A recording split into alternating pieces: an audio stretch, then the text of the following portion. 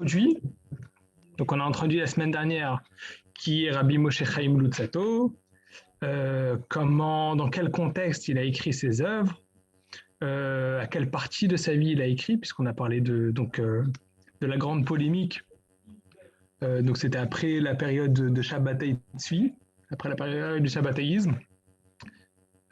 Donc, a priori, c'était après la polémique où il a été mis en chérem, donc il a été excommunié. Enfin, pas exactement excommunié, c'est plutôt ses écrits qui ont été retirés. Et même, on va dire, vers la fin de sa vie, parce qu'il est décédé donc très jeune, la majorité de ses écrits ont été brûlés ou enterrés. Et donc, on a plus ou moins positionné donc, dans quel contexte Rabbi Moshe Chaim Luzzatto il a écrit le Derech Hashem. Donc, le Derech Hashem, c'est le livre qu'on va travailler. On va faire une étude suivie sur le texte du Derech Hashem. Et on a expliqué plus ou moins quelles vont être les grandes questions qui vont être abordées dans ce livre, dans le Derech Hashem. Donc, c'est une réflexion autour du but de la création du monde, les différentes étapes de la création du monde, parce qu'on va en parler. On va parler de qu'est-ce qui s'est passé avec Adam Arishon, donc le premier homme, quelle était la faute, quel impact ça a eu la faute lorsqu'il a mangé du fruit de la connaissance. On va parler de l'exil, on va parler de la délivrance, du Mashiach, qu'est-ce qui va changer. Donc ça, c'est plus ou moins sur le projet de la création.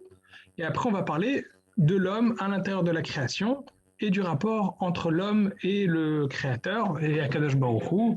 Et pour essayer de comprendre, donc c'est ce qu'il dit, on a essayé d'aborder un petit peu l'introduction, plus ou moins ce qu'il dit le Rabbi Moshe Chaim Luzzatto dans l'introduction du livre, c'est que l'idée c'est de réussir à mettre de l'ordre. Des fois on a l'impression, on a des questions sur des choses précises, donc on a du mal à comprendre, mais quand on place ça dans la globalité, dans l'image globale du projet d'Akadosh Baruch Hu dans le monde, on comprend mieux les tenants et les aboutissants de chaque situation et pourquoi il y a certaines situations qui paraissent compliquées à comprendre, mais qu'en réalité, ça rentre dans le grand projet d'Akadosh Baruch Hu dans le monde. Et c'est ça ce qu'on va travailler doucement dans les textes. Dans les textes du Derech Hashem de Rabbi Moshe Chaim Luzzatto. Alors, on a dit le Derech Hashem est partagé en 4 parties. Nous, on va commencer donc la première partie. Et il faut savoir que chaque partie est partagée donc en chapitres. Alors, j'ai un petit souci. C'est que le premier chapitre, en fait, il pourrait être un livre à lui seul. C'est-à-dire le premier chapitre, c'est un livre à lui seul. On va commencer à l'aborder ce soir. C'est vraiment un sujet où on pourrait étudier que ce sujet. D'accord ?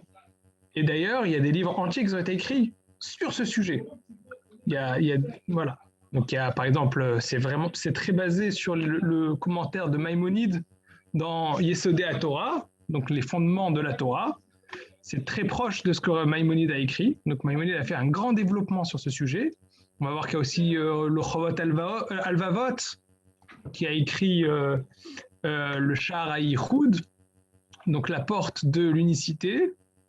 Voilà, c'est lié à ce sujet. Alors, je vais expliquer ce soir pourquoi on ne va pas faire la totalité de ce chapitre. On va aborder un petit peu pour savoir de quoi il s'agit. Et après, on passera au deuxième chapitre.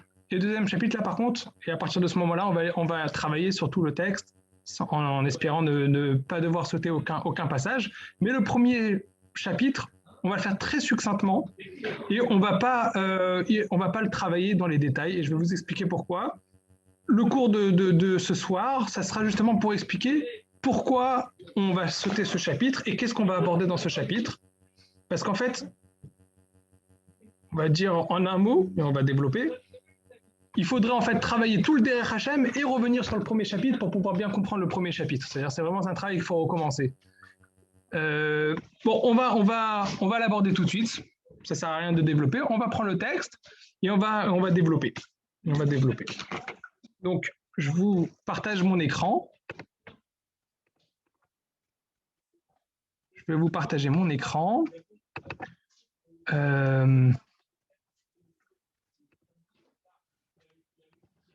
Alors, le texte du Derech Hashem. Voilà. Donc, premier chapitre. Je suis désolé pour le moment, le seul texte que j'ai pu trouver, c'est avec plein de commentaires dessus. Je vais vous montrer juste le texte principal sur lequel on va travailler. Il est accompagné ici de plein de commentaires. C'est un très très bon commentaire de Bilvavi, Mishkan et Bané, mais je ne l'ai pas travaillé. Moi, c'est juste parce que j'avais besoin d'un support texte. C'est celui-là que j'ai trouvé de manière assez rapide. La prochaine fois, j'espère vous scanner la page comme il faut. Alors, donc, premier chapitre. Oui, bien sûr. C'est bon? Voilà. Donc, Chelek Aleph, première partie. Donc, la première partie, de quoi elle parle? Donc, la première partie du livre de Derech Hashem, du Sefer de Rabbi Moshe Chaim Luzzatto, le Derech Hashem, Al Yesodot HaMetziut, on traduit, de quoi on va parler? Sur les fondements de l'existence.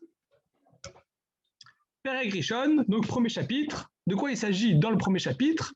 Baboré Barar Shemo, il s'agit de Akadosh Baruch Hu, du béni soit-il, du Créateur. Donc là, c'est pour ça, on va expliquer, on va aborder plus ou moins ce sujet, mais on va le survoler. Donc c'est le sujet du Créateur même. Alors, qu'est-ce qu'il dit Rabbi Moshe Chaim Luzzatto? Kolish mi Israël, tout homme d'Israël, donc du peuple d'Israël, Tsarir sheyamin veyeda. Il faut qu'il croie et qu'il connaisse. Donc il y a deux étapes.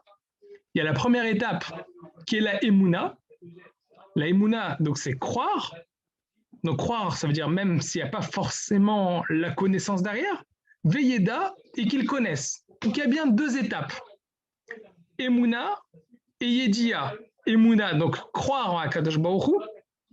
Et Yedia, c'est la Da'at, c'est pas juste croire, c'est une connaissance. Donc tout homme d'Israël, donc tout homme et toute femme du peuple d'Israël doit croire et connaître chez Yesham Matsui Rishon que se trouve là-bas, donc ça veut dire là-bas c'est au-dessus de nous, Matsui Rishon, l'existant premier. L'existence première, c'est-à-dire qu'il y a un existant, l'existence donc d'Akadosh Baruch Hu, qui nous précède. Kadmon Venitzri, qui nous a précédé et qui est éternel. Veu Shimtsi, c'est lui qui a créé, ou Mamtsi, et qui crée Kolma Shinimtsa Bametziut, tout ce qui se trouve dans l'existence. Veu, et lui, Eloka Baruch Hu, c'est le Dieu, béni soit-il.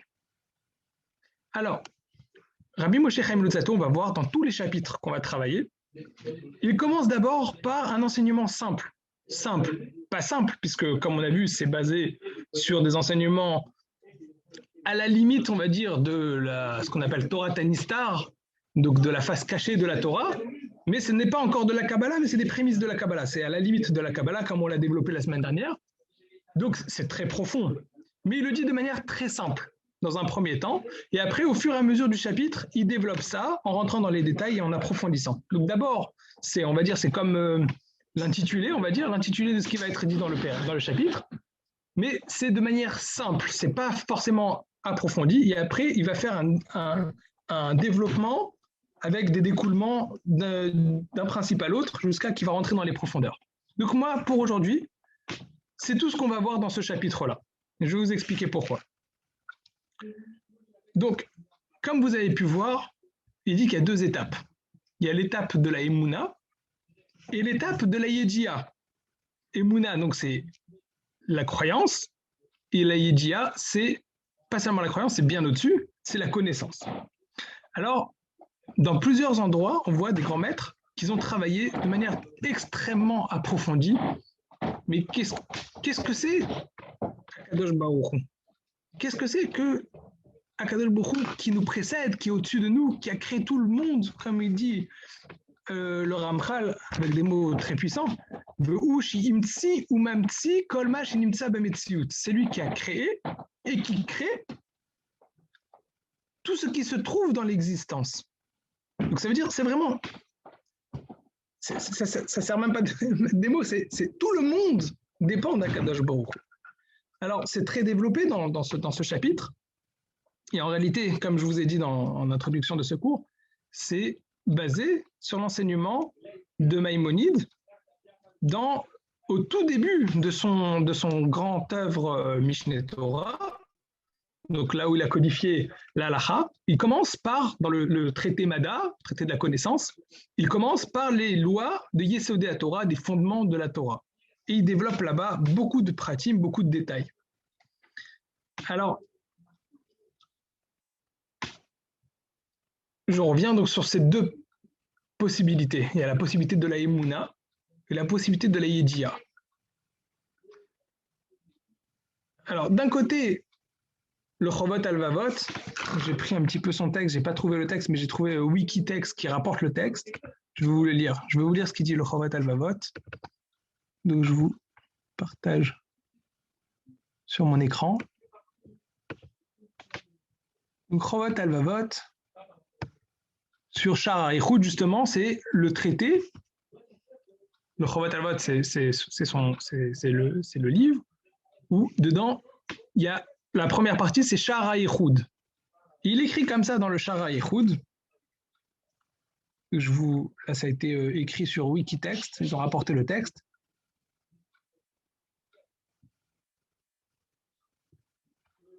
Amar HaMechaber, l'auteur a dit Begeder Ichud Haelokim Belev Shalem. Dans la définition de l'unicité de Dieu d'un cœur entier.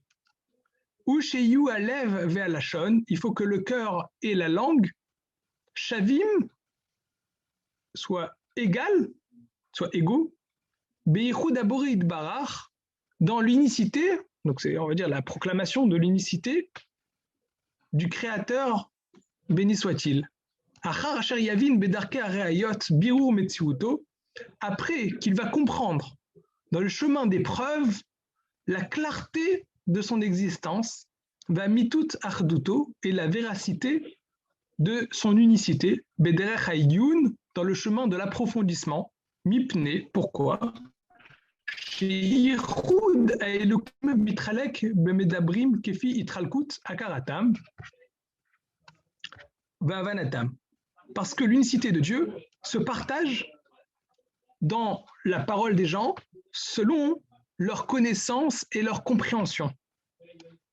Donc il y a deux façons de comprendre l'existence d'Akadosh Baruch Hu, l'existence de Dieu. Même Mishemeyached Oto Bilshono, Bilvad, il y en a qui vont seulement ils vont le dire oui, Dieu est un. On connaît, il y a Dieu qui existe, Dieu est un. Vous, chez Ishmael ben Adam, Omrim Davar, il entend que les gens parlent, les gens disent que Dieu existe, donc il va répéter ces mêmes choses sans vraiment avoir une connaissance. Je dis un petit peu rapidement ce qu'il dit. Et il y en a d'autres, il y en a d'autres, donc il y a deux parties. Il y a d'autres personnes, eux, ils ne vont pas comprendre ça de la même manière. Ils ne vont pas juste proclamer l'unicité de Dieu et l'existence de Dieu juste parce qu'ils ont entendu. Mais c'est parce qu'ils ont approfondi le sujet et ils ont cherché les preuves. Donc, il y a ces deux parties. On peut dire peut-être que ce qu'il dit le Chovot Alvavot, ces deux parties, c'est justement, de manière très succincte, ce que nous rapportait, je reviens sur le Derech Hashem, ce que nous rapportait le Derech Hashem, Rabbi Moshe Chaim Luzzatto, Kol ish mi Israël, tzarich sheya amin, veyeda. Il faut qu'ils croient et qu'ils connaissent. Peut-être que sheya amin, ça se rapporte justement à cette partie, cette première partie, que rapportait le Chovot Alvavot, c'est juste par la connaissance, pas une connaissance approfondie, mais juste par, on va dire, par oui dire. On sait, autour de nous, les gens proclament l'existence de Dieu. Autour de nous, les gens proclament qu'Akadosh Baruch Hu existe et qu'il est un. Donc on va répéter. Ça, c'est peut-être chez Yahamin. Veyeda, ça c'est la deuxième partie. Veyeda, c'est quoi? Veyeda, c'est la connaissance. Là, c'est ce qu'il dit, c'est chez Medabrim Bederech Hareayot. C'est-à-dire que là, c'est d'autres personnes qui ont approfondi et qui ont analysé de manière très approfondie la connaissance de Dieu. Ça, c'est les deux parties. Chez Yamin et chez Yeda. Alors, pour moi, avant de rentrer dans la partie de Yeda, il faut quand même qu'il ait la partie de chez Yamin. Parce que si on passe que par le Yeda, il manquera peut-être le Yamin. Je m'explique. Je vais m'expliquer. Et pour cela, je vais vous rapporter deux textes. Un texte, je vais vous rapporter trois textes. Un premier texte, c'est dans le livre que je vous ai parlé, dont je vous ai parlé la semaine dernière, du Rav Ephraim Klapisch. Il rapporte ici un enseignement du Yaves qui est très très poignant, qui fait même peur peut-être. Et je pense que c'est un enseignement qui est très important. Je vais vous le dire. Donc, c'est dans le livre de Rav Klapisch, qui est excellent. Les premiers acharonymes, depuis l'expulsion d'Espagne jusqu'à la période contemporaine. C'est un livre donc, qui est sorti juste avant Pessah, qui est tout nouveau. Et à l'intérieur, il parle de la période après l'expulsion d'Espagne. Et il dit les mots suivants à propos du Yahavetz. Donc, Rav Yosef Yahavetz, c'est à la page 55, pour ceux qui veulent le retrouver dans le livre. Rav Yosef Yahavetz, donc, qui était entre 1440 et 1508, connu par son surnom Achassid Yahavetz, Yahavetz le pieux. C'était donc un grand maître qui était extrêmement penché dans la Kabbale. Alors, il écrit comme ça. Il s'opposa à la philosophie et se tourna quant à lui vers la Kabbale. Donc, apparemment, à son époque, il y avait beaucoup de grands maîtres de la Torah, donc des sages de la Torah, qui étaient profondément investis dans la philosophie. On voit que Maïmonide lui-même, Rambam, par exemple, pour donner un exemple, dans les Shmoné Prakim, dans les 8 chapitres, donc le commentaire sur Avot, sur les Pirkei Avot, du Rambam, il dit que lui, il cite, enfin, il intègre dans son enseignement des enseignements de philosophes, mais qu'il ne veut pas les citer parce qu'il y a des personnes qui ne comprendront pas pourquoi il a mentionné ces enseignements sur les philosophes. Donc, on voit qu'il y a des grands maîtres de la Torah qui ont approfondi la philosophie. Quant à lui, le Yahavetz, il s'opposa à la philosophie et se tourna quant à lui vers la Kabbale. Donc lui, il s'est opposé à la philosophie. Donc peut-être que la philosophie, ce n'est pas forcément le problème en soi, mais lui, il s'en est opposé. Pourquoi ? Et l'explication, elle est très très poignante. Le Yahavetz fit remarquer qu'un très faible pourcentage parmi les hommes appliqués à la philosophie avait résisté aux épreuves de l'Inquisition. Par contre, nombre de gens simples eurent la force spirituelle de donner leur vie pour la sanctification du nom de Dieu. Ce qui dit que la raison pourquoi il s'est opposé à la philosophie, là, ce qui est rapporté dans le livre de Rav Klapisch, c'est pas forcément parce que la philosophie en soi est problématique, mais que quelque part, peut-être les personnes qui étaient penchées dans la philosophie n'ont pas su être Mekadesh Shem Shamaim, sanctifier le nom de Dieu, comme il se doit au moment où cette épreuve terrible, même d'y penser c'est terrible, c'est face à l'Inquisition, face aux tortures, face aux bûchers. Je ne sais même pas qu'est-ce que nous on aurait fait à leur place, mais en tout cas, des personnes, des grands maîtres de la Torah qui étaient penchés dans la philosophie, au moment décisif de l'épreuve où il fallait sanctifier le nom de Dieu, ils n'ont pas tenu. Alors, je ne peux pas m'exprimer à leur place, je n'ai pas vécu, Chas v'Shalom, HaKadosh Baruch Hu m'a épargné de vivre des épreuves terribles comme ce qu'ils ont pu vivre. Je ne sais pas où est-ce que je serais. On connaît l'enseignement de Ménaché, qui était un grand idolâtre, qui a dit dans la Gemara, mais si vous étiez à mon époque, peut-être que vous aurez couru derrière l'idolâtrie. On ne sait pas ce que c'était ces époques-là. Donc ça, c'est à l'époque de l'Inquisition, mais encore plus haut, à l'époque de l'idolâtrie. Mais en tout cas, ce qu'il dit, c'est que quelque part, si on n'a pas ce côté peut-être émouna simple, des gens simples à émouna en Akadosh Baruch Hu, si on n'a pas passé cette étape avant de rentrer dans la philosophie, avant de rentrer dans l'approfondissement de qu'est-ce que c'est l'existence de Dieu, bien que le Chovat Alavot nous dit qu'une personne qui n'a pas approfondi comme il faut ce Ichud d'Hachem, cette unicité d'Hachem, qu'il a approfondi l'épreuve, il n'est pas encore certain d'être sorti de l'hérésie. Moi, j'en avais discuté avec mon maître, le Rav Tuvia Goldschmidt. J'étais venu le voir à la maison pour lui poser des questions sur le Shah Ichud. Je dis, je comprends pas, mais qu'est-ce que ça veut dire? C'est-à-dire que toute personne qui n'a pas abordé toutes les preuves de la connaissance de Dieu, alors c'est un hérétique? Il dit non, c'est pas un hérétique. C'est pas un hérétique. Bien évidemment, il n'est pas hérétique. Comment il m'a dit, le Rav Tuvia Goldschmidt me dit, moi qui n'ai pas abordé toutes ces questions et qui n'ai pas approfondi toutes les preuves comme le Chovat Alvavot le propose, est-ce que mon vin, on sait qu'une personne qui est hérétique, qui touche du vin qui n'est pas mévouchal, qui n'est pas pasteurisé, qui n'est pas cuit, alors le vin est yaïn nesser, il n'est pas cachère, on ne peut pas le consommer.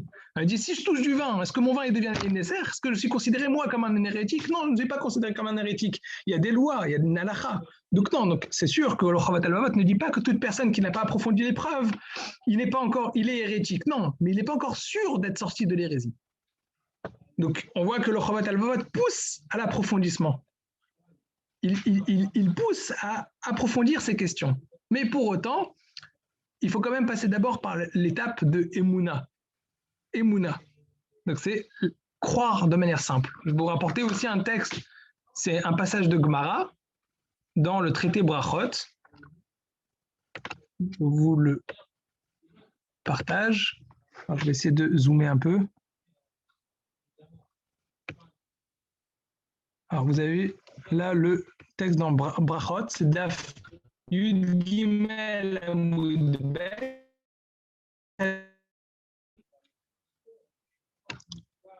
Alors,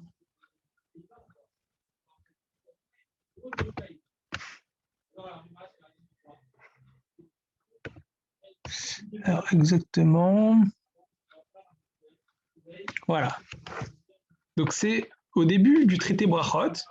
Le traité Brachot parle au début de son traité de l'obligation de lire le Kriyat Shema, la lecture du Shema, le soir et le matin. Donc il y a 2 fois par jour, il faut lire le Shema. Donc le Shema, qu'est-ce que c'est que le Shema? Shema Israël, Hashem Elokeinu, Hashem Echad. C'est un débat dans les Rishonim de quelle partie exactement il faut lire pour s'acquitter de la mitzvah. Est-ce que c'est la première phrase? Est-ce que c'est la première phrase avec le premier passage? Est-ce que c'est le premier passage, le deuxième passage, le troisième passage? C'est un débat dans les Rishonim. En tout cas, tout ce passage de Shema Israël, c'est prendre sur soi le joug de la crainte de Dieu. C'est-à-dire prendre sur soi le joug de Ol Malchut Shamaim, de la royauté de Dieu. Et donc, c'est Shema Israël, Hashem Elokeinu, Hashem Echad. Écoute Israël, Hashem est notre Dieu, Hashem est un. Donc, c'est justement, c'est de là, de ce verset-là qu'on apprend qu'on a une mitzvah. Et d'ailleurs, le Rambam, dans le Sefer HaMitzvot, Maïmonide, dans le Sefer HaMitzvot, où il fait le décompte des 613 mitzvot, le comptabilise comme une mitzvah à part entière de proclamer l'unicité de Dieu. Donc c'est notre mitzvah, c'est justement de ça qu'on est en train de parler, du Sha'ara Ichud, l'unicité, proclamer l'unicité de Dieu. Et comment on le fait? On le fait lorsqu'on lit le schéma. Schéma Israël, Hashem Elokeinu, Hashem Echad, écoute Israël, Hashem est notre Dieu, Hashem est un. Et donc quand on fait ce schéma, il faut avoir une certaine kavana, il faut avoir une certaine pensée. Et c'est ça ce que la Gemara nous parle ici, dans le traité Brachot, Daf Yud Gimel Amud Bet, Tanu Rabbanan. Nos sages ont enseigné. Shema Israël, Hashem Elokeinu, Hashem Echad. Écoute Israël, Hashem est notre Dieu, Hashem est un. Adkan Tzricha Kavana Talev. Divrei Rabbi Meir. C'est jusqu'ici qu'il y a la nécessité de se concentrer et d'avoir des pensées dans le cœur pour pouvoir s'acquitter de la mitzvah. C'est les paroles de Rabbi Meir. Amar Rava. Rava, il enseigne Halakha que Rabbi Meir. Donc Rava, il enseigne, effectivement, la halakha, elle est tranchée comme la vie de Rabbi Meir. Sumrus Omer, Sumrus dit, Kol amarich be'echad, marichin lo yamav ushnotav. Lorsqu'on dit Shema Israël, Hashem Elokeinu, Hashem Echad, la personne qui va rallonger le Echad, donc ça veut dire qu'il va dire Echad en rallongeant le mot Echad, donc c'est-à-dire qu'il va s'appliquer dans la concentration de ce mot-là, et donc dans la pensée de la compréhension de ce mot, on va lui rallonger ses jours et ses années. C'est-à-dire qu'il va avoir une longue vie. Amar Rava Chabar Yaakov, Rava Chabar Yaakov dit, il précise, ou Bedalet. C'est dans le Dalet, Echad. C'est dans le Dalet qu'il faut rallonger. Amar Ravaché dit, ou Bivad chez le Yertov Bechet, à condition qu'il n'avale pas la lettre Chet. Alors ce qui nous intéresse à nous, pourquoi on rapporte cette Gemara, c'est pour le passage juste suivant, donc les lignes suivantes. Rabbi Yirmiya, Avayativ Kame de Rabbi Chia Baraba. Donc c'est une anecdote. Il y avait 2 grands maîtres de la Gemara, Rabbi Yirmiya et Rabbi Chia Bar Abba. Et Rabbi Yirmiya, il était assis devant Rabbi Chia Bar Abba. Et il le regardait, Chazaya, et il a regardé, Deava Marich Tuva. Il a vu que quand il était en train de faire le schéma Israël, Hashem Elokeinu, Hashem Echad, c'était long, c'était très très long. Amarle, il lui dit, Kivan dam lechete le mala ou le mata ou l'arba uchot hashamaim, tout l'autre sechat. Il dit, il y a une limite. Quand tu proclames l'unicité de Dieu, il y a une certaine limite. C'est quoi la limite? Il a dit, tu as mal fait. C'est bien que tu as rallongé dans Echad, mais il fallait limiter. Tu as rallongé, c'est bien, mais il fallait limiter. C'est quoi la limite? C'est de proclamer Dieu, l'unicité de Dieu, ici-bas, dans le monde Tsi, là-haut, et dans les 4 points cardinaux. C'est-à-dire que Akadosh Baruch Hu, il remplit le monde entier. Mais c'est tout. Une fois que tu as fait ça, ça y est, c'est tout. Il ne faut pas continuer. Donc on voit qu'il y a une certaine limite. Il ne faut pas dépasser cette limite. On voit que Rabbi Yirmiyah dit à Rabbi Chia Baraba, il dit, tu as dépassé une certaine limite, c'est pas bon. Donc il nous enseigne que c'est limiter la proclamation de l'unicité. Ça c'est voilà. Donc je rapporte à nouveau l'enseignement de Rav Ephraim Klapisch dans son livre à propos du Yavetz, qu'il a dit qu'il y a un problème, c'est que peut-être si on rentre trop dans la réflexion et dans la pensée de qu'est-ce que c'est que l'existence de Dieu, peut-être quelque part il manque de la émouna simple. La émouna simple, comme il rapporte, que face à l'Inquisition, Hachem Yerachem, que Dieu nous protège de ce genre de malheur, d'épreuves terribles comme ça, mais il faut, ceux qui ont réussi à sanctifier le nom de Dieu, c'était des personnes qui avaient une émouna simple, une croyance en Akadosh Baruch Hu, forte, extrêmement forte, mais simple, pas très approfondie et très complexe. D'un autre côté, c'est vrai que c'est pas suffisant. On voit que le Chovot al-Valvot, et même le Rambam, Maïmonide, nous enseigne qu'il faut approfondir. Très bien, on peut approfondir. Mais d'abord, premièrement, il y a des limites à l'approfondissement, comme on voit ici dans l'enseignement de la Gemara dans Chovot, qu'on peut aller chercher et expliquer et développer l'unicité de Dieu, mais il y a une certaine limite. Une fois qu'on a fait l'essentiel, on s'arrête. Ça, c'est une première chose. Et deuxième chose, comme on voit, c'est le Ramchal lui-même, dans les mots du Derech Hashem, il nous dit, très bien, il faut approfondir, mais avant, ça passe d'abord par la Emouna.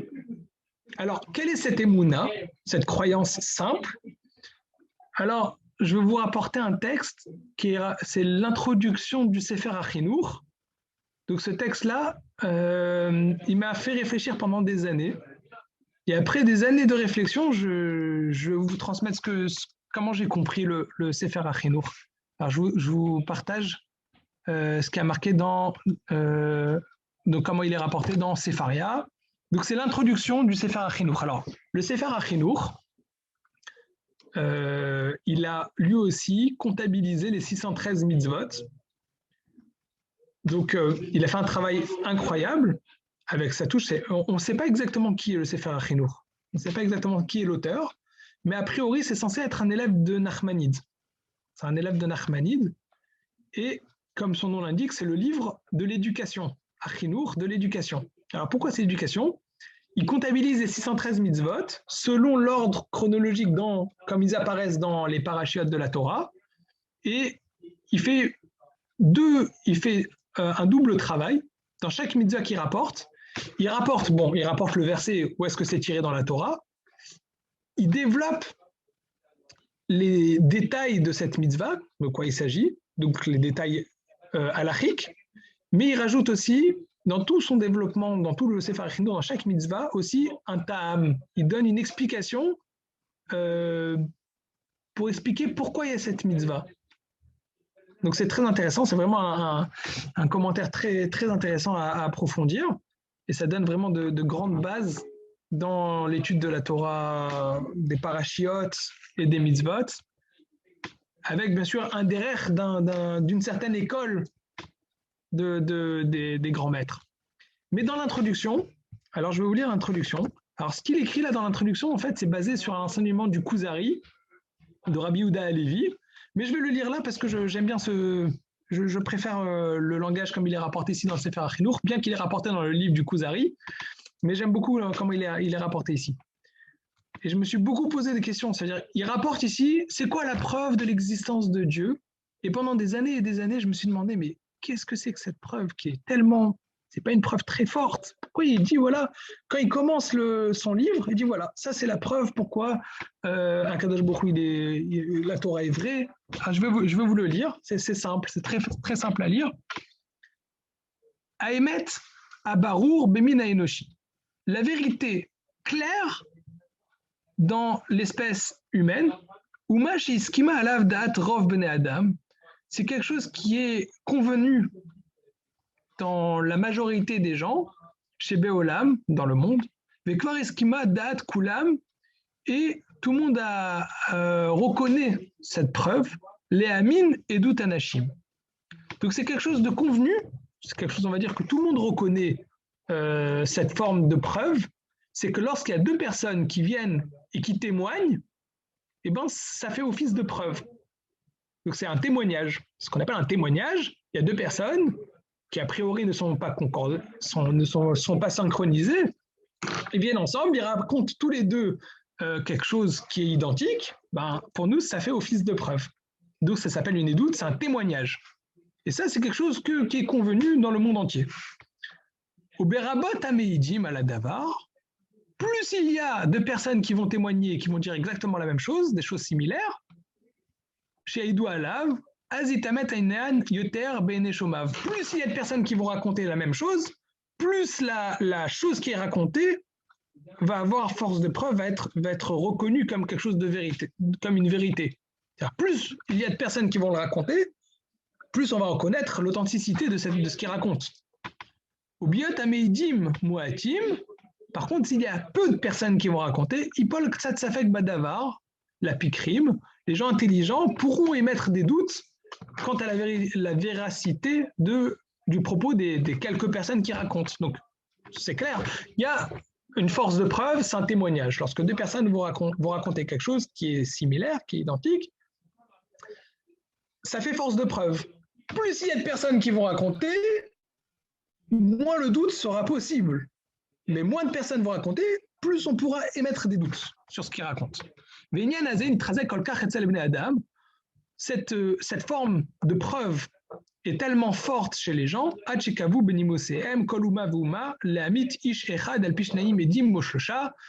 dans la majeure partie des cultures et des peuples, on va même en arriver à tuer quelqu'un sur le témoignage de deux ou trois personnes qui vont venir, qui vont dire, ouais, on a vu telle personne qui a fait ci, qui a fait ça. Dans les cultures, c'est reconnu comme étant une vérité et on peut en arriver à tuer une personne. C'est des choses qu'on a pu voir au travers des générations, au travers des époques, que c'est quelque chose qui est assez fort pour pouvoir tuer une personne. Viminashlosha, achinirbad, et si trois personnes, c'est suffisant pour faire une chose tellement forte, Gam Torat Moshe Ashlema Tzivtaken, de la même manière, la Torah nous a enseigné, Al-Pishnaim Oshoshaedim Yumatamet, c'est écrit dans la Torah, que par la force de deux ou trois témoins, on pourra tuer une personne. Donc quelqu'un qui est condamnable à mort, ça sera avec le témoignage de deux ou trois personnes. Moins que deux, c'est pas possible. Mais deux ou trois personnes, c'est suffisant pour faire office de preuve face à un tribunal. On rappelle, il y a de grandes conditions pour pouvoir tuer une personne, parce que les deux témoins, ils peuvent rapporter quelque chose, ils peuvent rapporter un témoignage. Mais après, ça va passer devant le tribunal va débattre sur cette histoire. Est-ce qu'il est vraiment passible de mort? Il n'est pas passible de mort. Il y a beaucoup de conditions pour pouvoir tuer quelqu'un. Et même la Gemara, elle dit, un tribunal qui a tué deux personnes en 70 ans, ça s'appelle un tribunal sanguinaire. Donc il y avait très peu d'histoires où on tuait. C'était très très peu. Donc voilà. Mais d'un autre côté, ce qui est sûr, c'est que deux ou trois personnes, c'est une preuve suffisante pour pouvoir condamner une personne à mort. Et de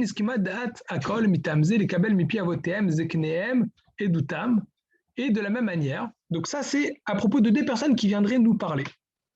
Donc face à nous, deux personnes arrivent et nous proposent un témoignage.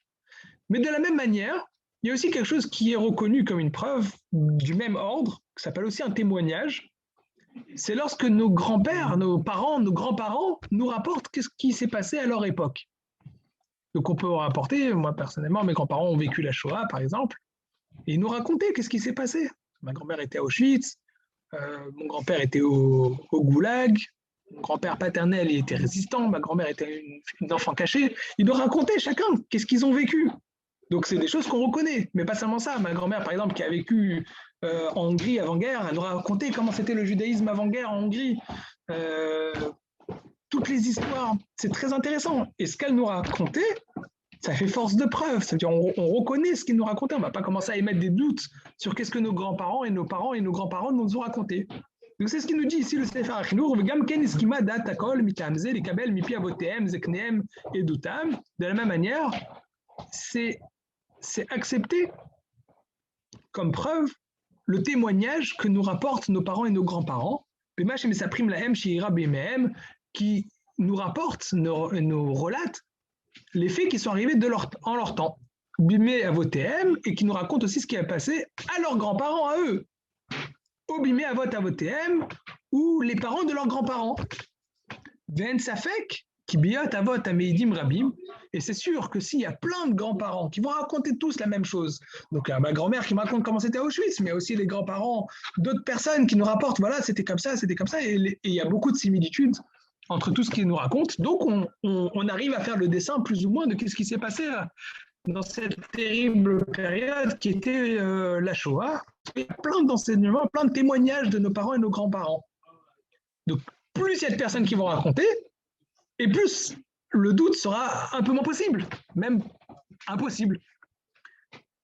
Ve'en safek ki biot avot amidim rabim, votan she'ira bimehem amase vera'oto benehem, et donc ceux qu'ils ont vus de leurs propres yeux et qui nous racontent, c'est sûr qu'on va les croire. Rabim itrazek adavar, plus ils sont nombreux, et plus belev abanim, les enfants, dans leur cœur, ça va se renforcer la vérité de ce qu'ils nous racontent. Alken, c'est pourquoi. Kesheratza Elohim, la tête Torah la Mo Israël. Quand Akadosh Baruch Hu a voulu donner la Torah aux enfants d'Israël, Natna lahem les neshesh meot elef anashim gdolim milvad ataf. C'est pourquoi c'est rapporté dans la Torah. Akadosh Baruch Hu n'a pas pris une personne dans un coin et lui a dit tiens, je te donne la Torah, vas-y, va enseigner à tout le monde. Non, il n'a pas pris non plus 5 personnes, 10 personnes. Akadosh Baruch Hu a transmis la Torah devant 600 000 personnes. Et ces 600 000 personnes, c'est seulement les hommes, c'était 600 000 personnes. En plus de ça, il y a leurs femmes et leurs enfants.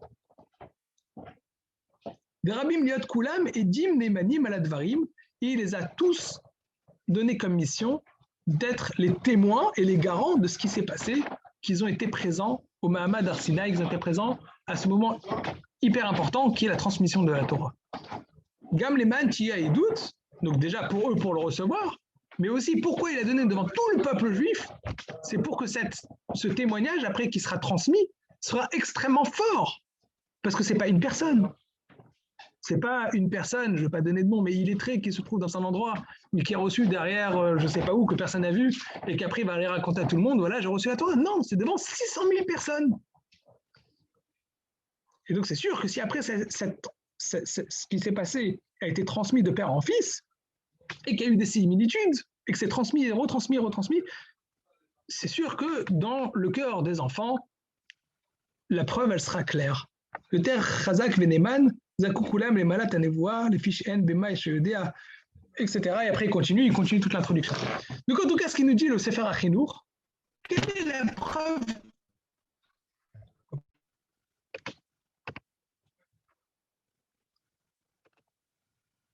Excusez-moi, il y a un petit problème.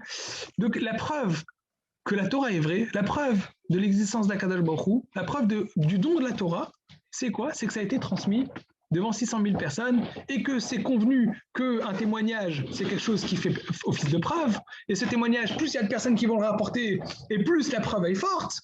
Voilà la preuve que Akadosh Baruch Hu, l'existence d'Akadosh Baruch Hu, qui est Biachol, bien évidemment, même pas besoin de dire, c'est des mots qui n'ont même pas besoin de dire, mais ça fait partie de Yichud d'Akadosh Baruch Hu de le dire, donc l'existence d'Akadosh Baruch Hu et du don de la Torah. Je me suis posé pendant des années et des années cette question. Comment ça se fait que c'est ça la preuve que le Sefer Achinour a pris? Enfin, cette preuve, en fait, elle vient du Kuzari, dans Rabbi Yehuda Halevi, dans le livre Le Kuzari, qui est un livre majeur, qui est très important.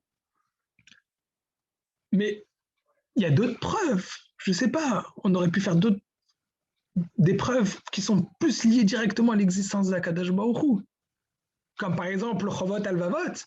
propose qu'on va aller chercher des preuves sur l'existence d'Akadosh Baruch Hu. Pourquoi on nous rapporte une preuve qui nous dit ouais, c'est la transmission, c'est sûr que c'est vrai, parce qu'on nous a transmis ça. Mais ce n'est pas directement sur l'existence d'Akadosh Baruch Hu, c'est sur la transmission.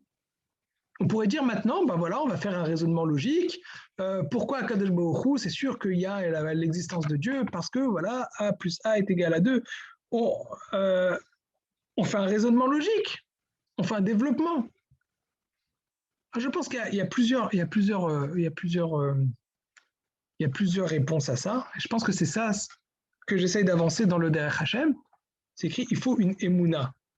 Une émouna, c'est avant tout avant. Ça ne veut pas dire que ça, c'est la preuve absolue de l'existence de Dieu. La Yediyah, comme le Chovot Halvavot, et comme le Ramchal le propose, et comme le Rambam le propose. Ça, c'est la partie émouna. Avant d'aborder la question de savoir est-ce qu'Akadosh Baruch Hu, quelle est l'existence d'Akadosh Baruch Hu, les preuves de l'existence d'Akadosh Baruch Hu, il faut avant tout venir avec une démarche de émouna. Et cette émouna-là, la preuve absolue de cette émouna, c'est le fait qu'on nous l'a transmis de père en fils, et ce devant 600 000 personnes. Il y a tous les pères du clan Israël ont reçu de leur père, normalement, s'il n'y a pas eu des périodes un peu troubles sur lesquelles la transmission, il y a eu rupture dans la transmission, mais c'est un problème dans la rupture de la transmission. Les personnes qui ont quitté le navire, malheureusement. Mais si tout se passe bien, on a une transmission directe de père en fils qui nous rapporte, on a reçu la Torah devant 600 000 personnes, que Dieu s'est dévoilé. Et on a nos patriarches et tous les Névi'im, tous les prophètes qui discutaient avec Akadosh Baruch Hu. Tout ça, c'est des choses qui ont été transmises. Ça, c'est la base. Il faut avant tout avoir cette émouna. Après, on peut aller commencer à rentrer dans les débats, dans les preuves, dans la réflexion, dans la philosophie. Mais nous, dans notre démarche du Derech Hashem, pour pouvoir comprendre la suite, on va s'arrêter à ça. On va s'arrêter à cette preuve, on va dire, qui est de la définition de émouna. On va rentrer dans le développement de qu'est-ce que c'est que la place de l'homme, qu'est-ce que c'est que le rapport entre l'homme et Akadosh Baruch Hu, tout le projet de pourquoi Akadosh Baruch Hu a créé le monde. Tout ça, c'est des choses qu'on va... Voilà. Il y a plus ou moins, on va dire, il y a 3 grandes questions qu'on peut avoir quand une personne il aborde la religion. On va dire, il y a 3 grandes questions. Il y a la première question, c'est l'existence d'Akadosh Baruch Hu. Est-ce qu'il y a un Dieu, est-ce qu'il n'y a pas Dieu? Ça, c'est la première question. La deuxième question, c'est quel est le rôle, qu'est-ce qu'on doit faire maintenant? C'est-à-dire, ça, c'est nous, c'est notre travail à nous. C'est pas forcément sur les preuves, sur ça. Ça, c'est notre travail à nous. C'est qu'est-ce qu'on doit faire? Et après, il y a d'autres questions. C'est pourquoi les religieux se comportent comme ça et comportent comme ça. Ça, c'est d'autres questions, on va dire, qui sont d'ordre social. C'est des questions que je ne prends pas forcément en compte. Pourquoi tel religieux s'est comporté comme ça, tel religieux s'est comporté comme ça. Ça, pour moi, ça ne rentre pas dans le débat. C'est des questions qui existent, j'entends souvent ces questions, ce n'est pas des questions qui rentrent dans le débat. Moi, ce qui m'intéresse maintenant dans notre travail du Derech Hashem, et j'espère que c'est ça ce qui est partagé, que c'est mutuel, c'est maintenant notre place à nous dans ce travail-là, en tant qu'homme, quelle est notre place dans le projet d'Akadosh Baruch Hu. Et c'est ça ce qu'on va essayer d'analyser dans les différents passages du Derech Hashem. Pour le premier chapitre, ça me suffit. Voilà, on doit croire à l'existence d'Akadosh Baruch Hu, qu'il est Kadmon, qu'il nous précède, qu'il est éternel, c'est lui qui a tout créé. Tout ça, c'est dans l'ordre de Emouna. On va le garder sous l'ordre de Emouna, comme nous le dit le Sefer HaChinour.